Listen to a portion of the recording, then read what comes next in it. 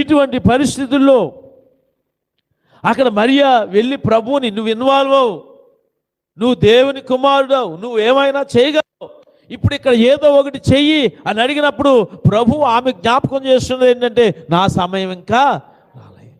మన జీవితంలో కూడా సేవకుడు ఇక్కడ ప్రార్థన చేస్తున్నాడు, ప్రభువా ఈ సహోదరి ఎడల నీ కార్యం జరిగించండి, ఇది మంచి సమయం, ఈ బిడ్డ జీవితంలో నిన్ను నీవు మహింపరచుకో. అక్కడ మరియా ఆ కొరత తీర్చడానికి ప్రభుతో మాట్లాడుతున్నట్టుగా ఇక్కడ సేవకుడు మీ కొరకు దేవుని సన్నిధిలో దేవుని బ్రతిమలాడుతున్నాడు.